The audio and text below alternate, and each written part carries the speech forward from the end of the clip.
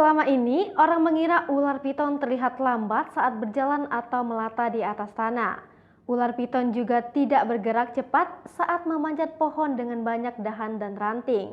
Namun, ketika memanjat pohon pinang yang tegak lurus, pergerakan ular tersebut ternyata cukup cepat. Cara ular memanjat pohon pinang dalam video itu cukup menarik dan membuat heran netizen. Pertama-tama, si ular akan menaikkan kepala dan sepertiga tubuhnya ke atas terlebih dahulu.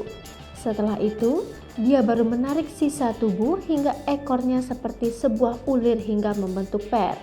Gerakan tersebut akan diulang-ulang hingga ular tersebut sampai di atas pohon dengan cepat.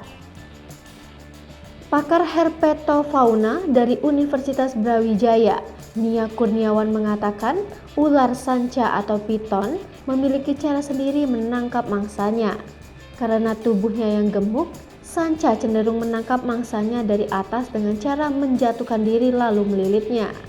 Nia Kurniawan mengatakan, cara itu dilakukan sanca karena kecepatan larinya lambat akibat tubuhnya yang gemuk. Jadi kalau misalnya di hutan itu, ular piton akan di atas pohon atau di dalam gua yang tinggi, jarang ular piton mencari mangsa di bawah dengan cara mengejar itu. Sangat jarang, katanya saat diwawancara di kampus Universitas Brawijaya, Kota Malang. Dijelaskannya, piton akan diam-diam naik ke atas pohon ketika mendeteksi ada mangsa.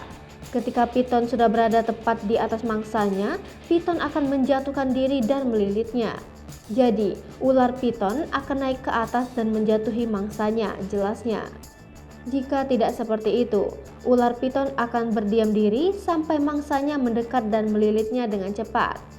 Piton tidak akan mengejar mangsanya yang lari karena geraknya lambat. Khasnya ular piton dengan tubuh yang gemuk tidak bisa mengejar mangsa. Jadi ketika mangsa dalam jangkauan dekatnya baru dia melilitnya dengan cepat, jelasnya.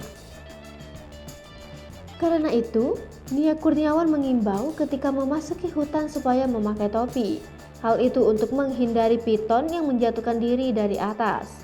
Selain itu, jika piton itu langsung mematok terlebih dahulu, patokannya akan mengenai topi dan bisa lepas. Kalau jalan-jalan ke atas, waspada lihat atas. Pakai topi, jadi kalau dimakan duluan, topinya dulu yang kena bisa lepas, katanya. Hai pemirsa Sri Popo TV, jangan lupa komen, like, dan subscribe, serta tonton terus berita-berita terupdate lainnya ya.